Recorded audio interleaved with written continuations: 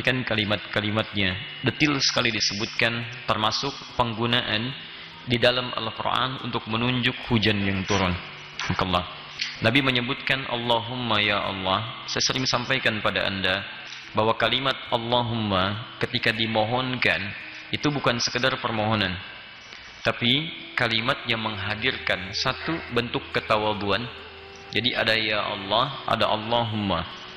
Kalau kalimat ya Allah itu kalimat umum yang digunakan, bisa bentuk doa, bisa dalam bentuk yang umum selain doa, bahkan bisa dalam hal yang positif, bisa dalam hal yang terkena negatif. Misal saya ambil contoh, misalnya antum bermohon mengatakan ya Allah, mohon ya Allah, mohon ya Allah. Tayyib. Sisi lain, ketika antum mau jalan ke sini, tiba-tiba lihat macet misalnya, macetnya panjang, apa yang antum ucapkan? Ya Allah, macet. Baik ya? Umum ya? Tayyib. Ada lagi kalimat-kalimat lain, misalnya antum lihat anak-anak, antum kendalikan susah luar biasa, jalan sana, jalan sini, lompat lari, apa yang antum ucapkan? Ya Allah, gitu kan? Baik.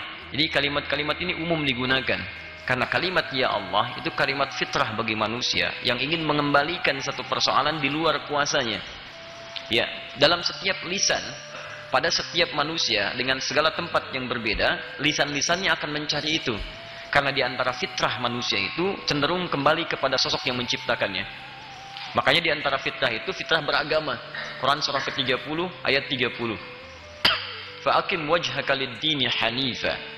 Maka hadapkanlah dirimu pada ketentuan agama dengan hanif.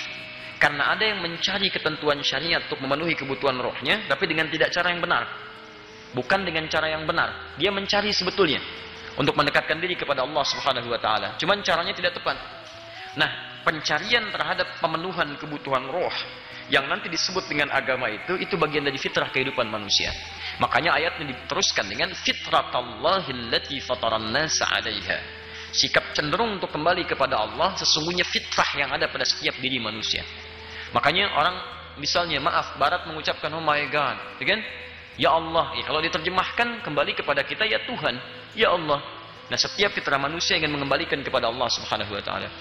Tapi kalau antum ingin jadikan kalimat-kalimat yang mengentaskan berbagai kesulitan tadi dalam bentuk permohonan, satu, dengan sifat penuh ketawaduan, dua, dengan sikap harap yang sangat.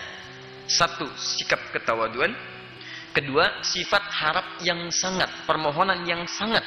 Sekiranya itu bisa dikabulkan, maka kalimatnya itu berubah menjadi Allahumma namanya.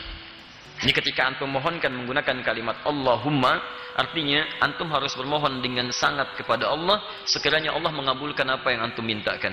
Disertai sikap tawadu di hadapan Allah Subhanahu wa taala, bahwa mengakui hanya Allah yang bisa menghadirkan itu, antum tidak punya kuasa di dalamnya. Paham? Baik. Allahumma sayyiban nafi'ah.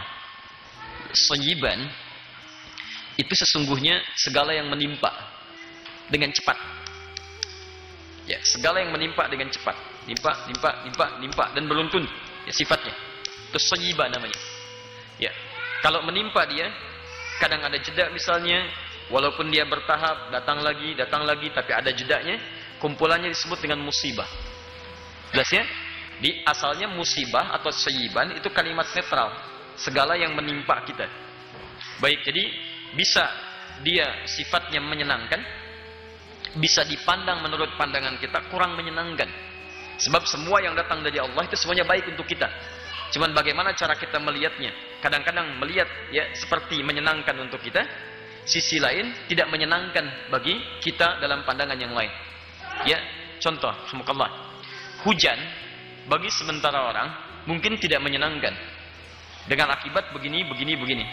Tapi sisi yang lain, sementara yang lain bersyukur dengan adanya hujan. Alhamdulillah ya Allah, tempat saya kering, belum hujan-hujan. Alhamdulillah hujan turun sekarang. Bisa terjadi bahkan satu tempat tetanggaan, satu dan dua, itu bisa menyikapi persoalan yang sama dengan cara pandang yang berbeda. Hujan turun, di sini bersyukur, sini bisa melihat dengan persepsi berbeda. Saya tidak ingin katakan mengeluh ya. Baik, jadi begitu turun hujannya, sini genteng bocor, sini enggak.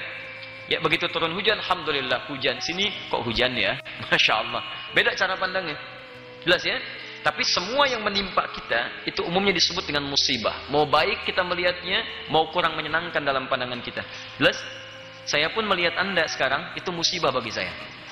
Musibah, ya. Segala yang kita alami dalam kehidupan. Kaya itu musibah untuk antum. Maaf, kurang harta pun musibah untuk antum. Dan dua-duanya ada jalannya.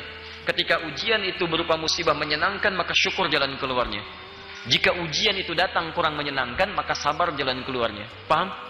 Nah, jika datang dengan cepat seperti ini, maka namanya berubah jadi apa? Sayyiban. Kenapa hujan ketika turun disebut dengan sayyiban? Karena umumnya hujan, jarang hujan turunnya ada jedanya. Jarang. Begitu turun kan lanjut-lanjutan tuh. Turun. Ya, jarang begitu netes. Tek. Jeda. Tek. Jeda, gitu kan? Baik, umumnya secara umum dia cepat, turunnya cepat. Maka disampaikanlah kepada kita bermohon kepada Allah, ya Allah, mohon jadikan setiap tetesan hujan yang menimpa kita. Mau yang satu datang, yang terusnya datang, yang sekian datang, nafi'ah, membawa manfaat untuk kehidupan kita. Paham seperti ini? Baik, ini diantara doa yang diajarkan Nabi. Singkatnya, doa ini mengajarkan satu, selalu husnudzan kepada Allah dalam setiap situasi yang kita alami. Di sekalipun hujan terjadi, jangan kita keluhkan, karena setiap yang datang dari Allah itu ada manfaatnya. Adapun kalau terjadi hal-hal yang keluar dari manfaat, yang salah bukan Allah, yang salah pasti manusianya.